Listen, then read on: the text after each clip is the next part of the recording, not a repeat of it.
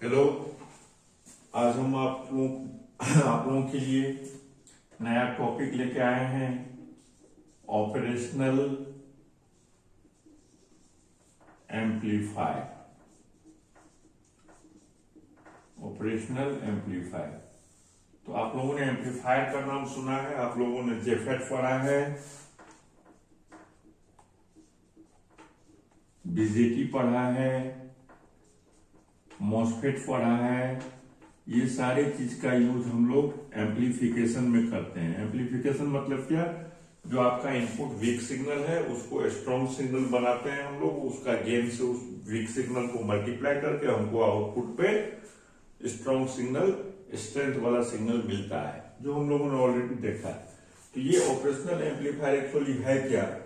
तो operational amplifier multipurpose आप इसको कह सकते हैं, जो कि आज के डेट में हर जगह ये इसका यूज आपको देखने को मिलेगा। चाहे आप घर में हो, कि इंडस्ट्री में हो, कि आप हॉस्पिटल में हो, कि आप कहीं भी हो, आपको IC 741, जिसको ऑप-एम्प हम बोल रहे हैं जनरली, वो ऑपरेशनल एम्पलीफायर का यूज आपको हर जगह दिखेगा और उसके बारे में आप निश्चित रूप से आपको पता होगा और आप जान रहे होंगे जो ऑपरेशनल एम्पलीफायर का यूज कहाँ होता है, मतलब उसके इफेक्ट के बारे में आप जरूर जान रहे हैं, लेकिन आप ये नहीं जान रहे होंगे जो कि ये ऑपरेशनल एम्पलीफायर से हो रहा है, वो अलग बात है, लेकिन वो काम आप जरूर जान रहे हैं। जैसे अभी कोरोना के समय में पल्स मीटर आया है, तो पल्स मीटर क्या करता है? ऑक्सीजन लेवल चेक करता है। तो ऑक्सीजन लेवल चेक करता है, इसका मतलब क्या है? वहां भी आपको ऑप-एम्प का यूज हो रहा है। कहीं लेवल है, किसी लेवल को अगर हम क्रॉस कर गए, किसी लेवल से भी नीचा है, तो लेवल डिटेक्टर में भी ऑप-एम्प का यूज होता है। किसी 2 नंबर है, उस नंबर को कंपेयर करना है, तो कंपेरेटर का यूज होता है। सारा क्या है? All are op amps. तो ऑप-एम्प्स के बारे में अगर हमको लिखना हो तो सबसे पहले इसको हम डिफाइन करेंगे। It is an amplifier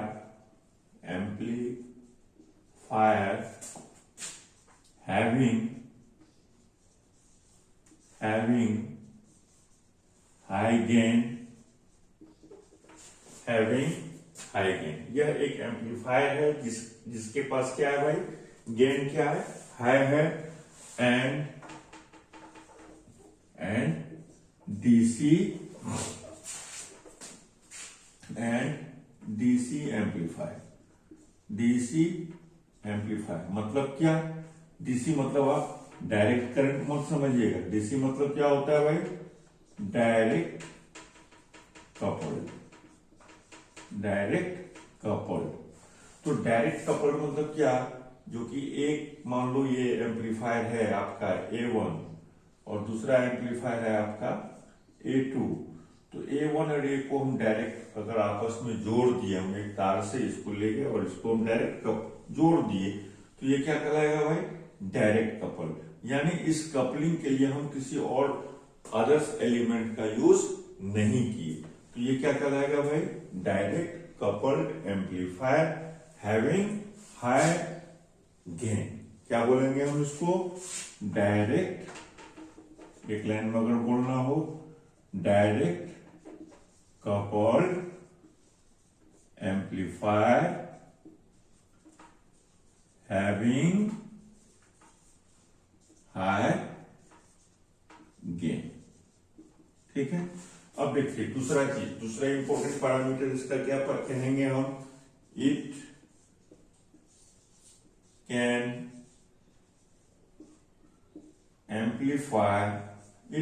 amplify both DC as well as AC signal. कहने का मतलब ये दोनों सिग्नल, DC सिग्नल और AC सिग्नल को एम्पलीफाई करने का काम करता है। ठीक है। Third one, it's working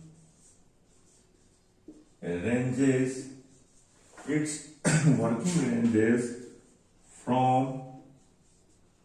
0 hertz to 10 to the power 6 hertz. अब देखिए ये 0 हर्ट्ज जो है, दैट्स वाई ये कौन सी हो गया, डीसी सिग्नल। ये कौन सा सिग्नल होगा, डीसी सिग्नल। और इससे आगे हम जा रहे हैं कहां पे, एसी सिग्नल। तो ये DC signal as well as AC signal दोनों को ये क्या करता है भाई, एम्प्लीफिकेशन का काम करता है। तो अब क्या सब हो गया, it is an amplifier having high gain. इसका गेन क्या होता है, बहुत हाई होता है। और ये कैसा एम्पलीफायर होता है, ये डायरेक्ट कपल्ड एम्पलीफायर होता है। कपलिंग में इसको कोई चीज की जरूरत नहीं होती, first of all. Second thing, it can amplify both DC as well as AC signal. ये दोनों सिग्नल को, डीसी सिग्नल और एसी सिग्नल दोनों को एम्पलीफाई करने का काम करता है।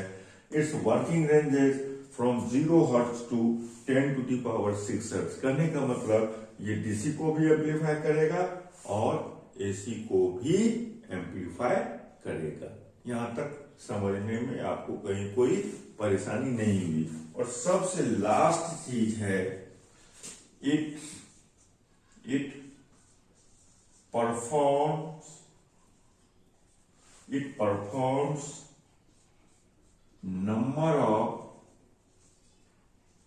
number of mathematical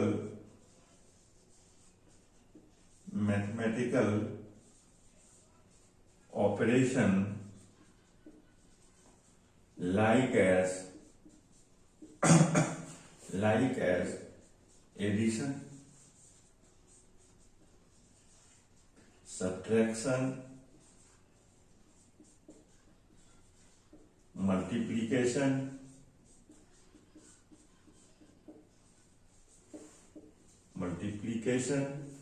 डिवीजन, ठीक है, integration,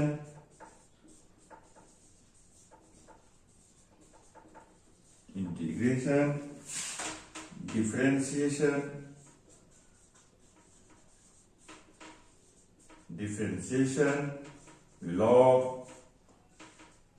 and anti log etc. कहने का मतलब ये सारे मैथमेटिकल ऑपरेशन जो है, सारे मैथमेटिकल ऑपरेशन को परफॉर्म करने का काम करता है। कौन करता है, ओपैम्प।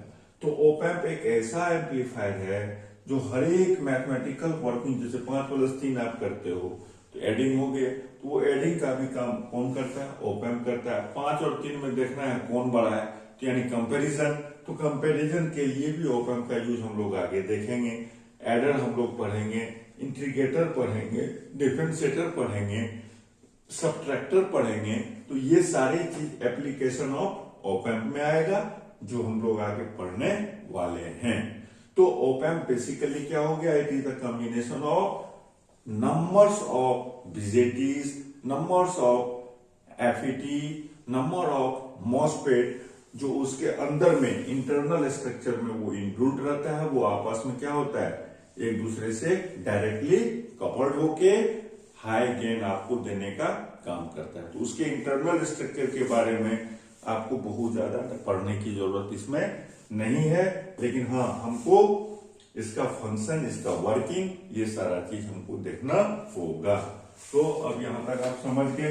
अब आगे हम देख रहे हैं इसका सैंबल कैसा होता है, इसमें कितने टर्मिनल होते हैं, वो सारी बातें अभी आपके सामने आएगी और आप धीरे धीरे ओपैम्प से प्यार करना शुरू कर देंगे। बहुत ही मजेदार और इंटरेस्टिंग टॉपिक है ये, इसका बहुत ही यूज है। इसका यूज आपके सामने में, इसका यूज आप कर सकते हैं। इसको यूज करके आप बहुत सारे इलेक्ट्रॉनिक सर्किट का कॉन्फ़िगरेशन कर सकते हैं। तो ये आपको backbone of the electronic circuit आप इसको बोल सकते हैं, ठीक है। तो अब देखिए सैंपल ऑफ ऑप एम्प को हम लोग दिखाते कैसे हैं भाई, देखिए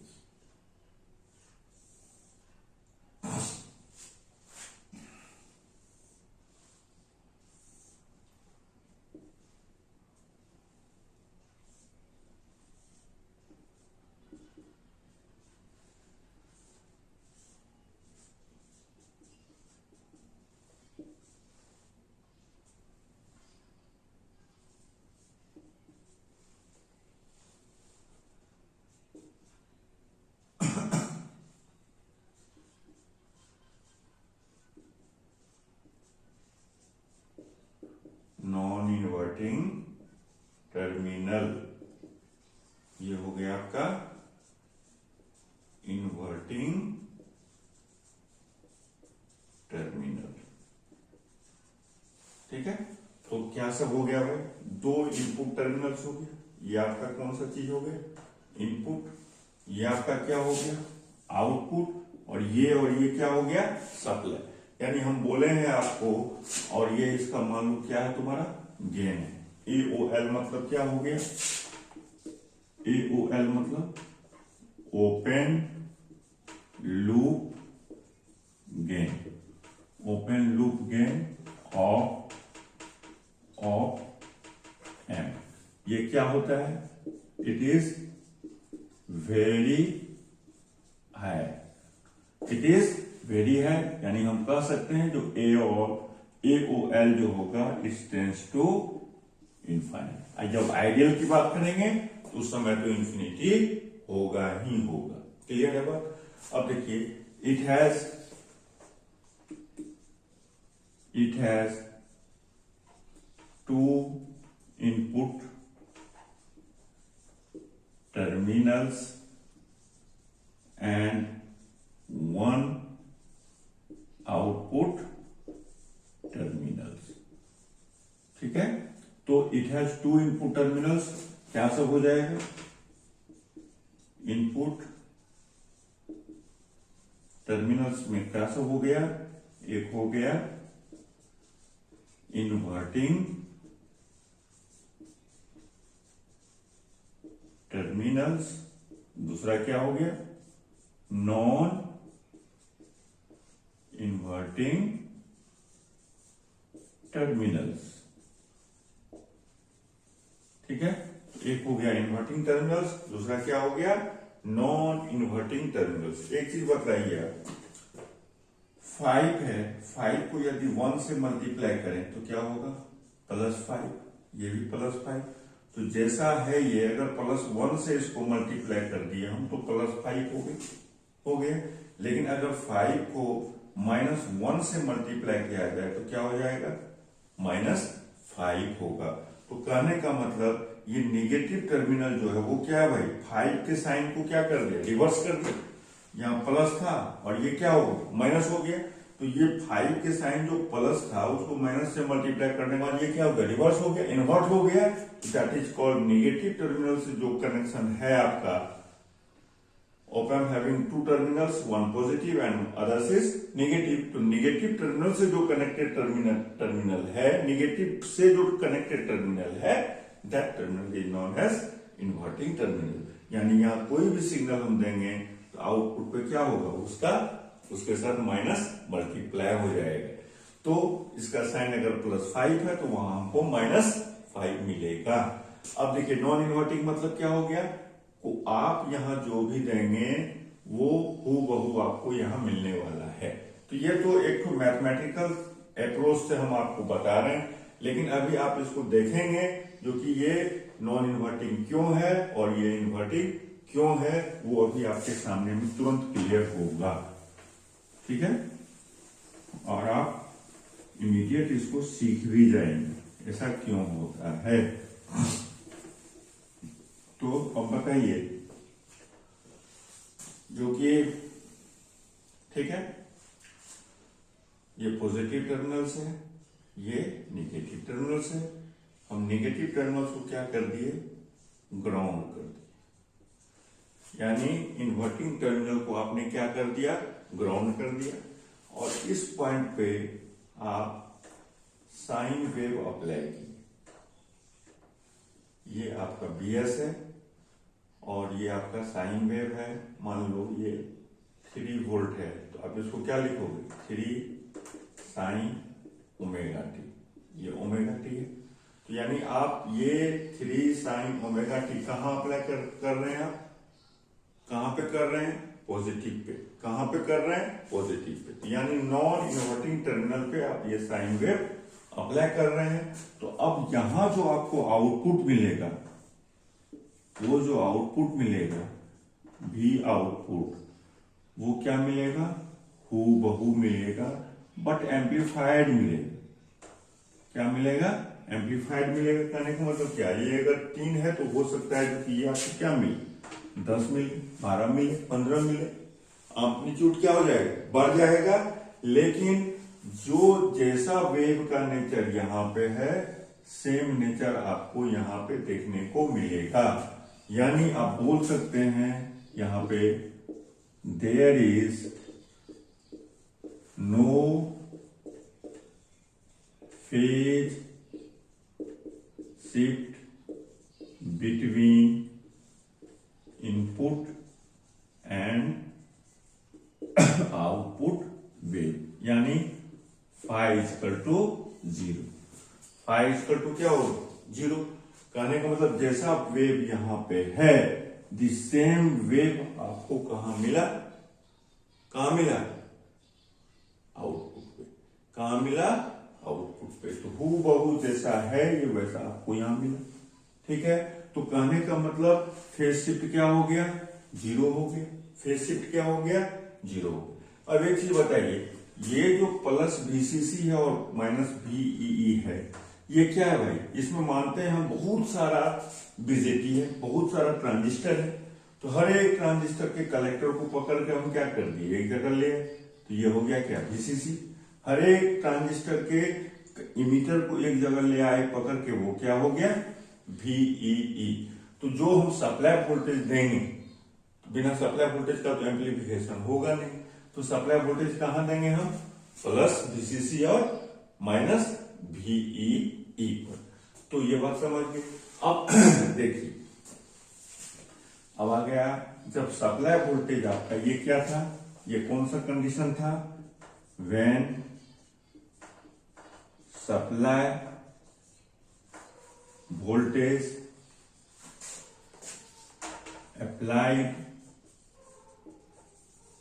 applied at non-inverting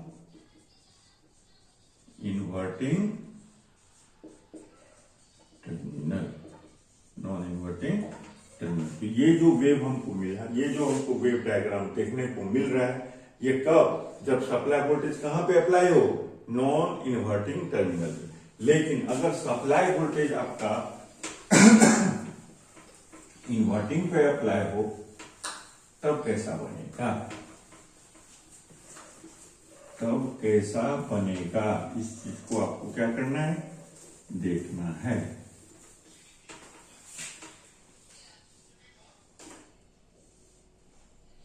ये ऑप एम्प हो गया। अब देखिए, ये आपका माइनस हो गया और ये आपका प्लस हो गया। इसको क्या कर दिया, ग्राउंड। देखो चिंता मत करना, माइनस प्लस हम ऊपर नीचे लिख सकते हैं। अगर आप माइनस यहां लिखोगे तो प्लस यहां होगा, प्लस यहां लिखे हो तो माइनस यहां होगा। ऐसा हम इसलिए लिखे हैं क्योंकि यहाँ पे हमको नॉन इन्वर्टिंग टर्मिनल जो है, ये VNI जो है, इसको क्या करना है, वोल्टेज एट नॉन इन्वर्टिंग को क्या करना है, ग्राउंड करना है। इसको क्या करना है, ग्राउंड करना है। तो ये जब भी ग्राउंड करेंगे तो यहाँ का वोल्टेज क्या हो जाएगा, 0 हो जाएगा। तो VNI को आपको क्या करना है, ग्राउंड करना है। और आपको VS जो सप्लाई देना है वो कहां देना है, इस पॉइंट पे देना है। तो ये आपका क्या हो गया, साइनोसाइडल वेव है, ये VS है। यानी यहाँ पे आप क्या दे रहे हो, VS। यहाँ आप क्या दे रहे हो, सप्लाई वोल्टेज। और इसका गेन है मान लो AOL। ये हो गया आपका प्लस VCC, ये हो गया आपका माइनस VEE, ये हो गया आपका फट से सैंपल बना दें। अब बताइए, यहां जो आपका आउटपुट होगा, यहां जो आपका आउटपुट होगा वो देखो, यहाँ पे ये प्लस है, प्लस है, ये माइनस है, ये प्लस है, ये पाई है, ये 2 पाई है, ये ओमेगा टी। यहां भी हम ओमेगा टी लिख दिए टाइम एक्सिस। तो यहां देखिए कैसे बन रहे हैं, ये माइनस, ये क्या हो प्लस। तो ये आपका क्या हो गया, बी आउटपुट। तो आउटपुट जो मिल रहा है आपको, देखो यहाँ पे ये जब प्लस है तो ये क्या है माइनस, ये जब माइनस है तो ये क्या है प्लस, ये 0 हो गया, ये पाई हो गया, ये 2 पाई हो गया। तो 0 से पाई में ये क्या है माइनस, और 0 से पाई में ये क्या है प्लस। तो कहने का मतलब क्या है, फेज रिवर्सल है कि नहीं, इस दोनों को देखिए, दोनों वेव को आप देखिए तो क्या हो गया ये फेज रिवर्सल। तो फेज रिवर्सल मतलब फाई इक्वल टू कितना डिग्री, 180 डिग्री। तो आप कह सकते हैं यहां पे when signal is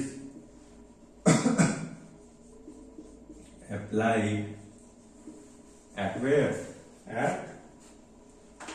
at inverting terminal, then output will be phase reversal by 180 degree, यानी फाई इक्वल टू 180 डिग्री। तो बतला याद कीजिए, ये किस चीज में मिलता था हमको, common emitter amplifier, common emitter amplifier. तो हम कह सकते हैं, क्या कह सकते हैं, जो कि इन्वर्टिंग टर्मिनल वाला जो कहानी है, अगर हम इन्वर्टिंग टर्मिनल पे सिग्नल डालते हैं तो उसका जो बिहेव होगा वो कैसा होगा, as an common emitter amplifier. लेकिन इससे पहले वाला जब नॉन इन्वर्टिंग का देखे तो उसका बिहेव कैसा था, कॉमन कलेक्टर एम्पलीफायर। तो हम कह सकते हैं जब भी एनआई होगा, नॉन इन्वर्टिंग पे यदि आप सप्लाई करेंगे, नॉन इन्वर्टिंग पे यदि आप सप्लाई करेंगे तो उसका बिहेव कैसा होगा, कॉमन कलेक्टर। जब इन्वर्टिंग पे आप सप्लाई करेंगे तो इसका बिहेव कैसा होगा, कॉमन इमीटर। इस केस में फाई क्या होगा, बोलिए 0 डिग्री, और इस केस में फाई क्या होगा 180 डिग्री। क्लियर है, समझ रहे हैं बात। अब इससे आगे जो भी है वो हम लोग अगला क्लास में देखेंगे।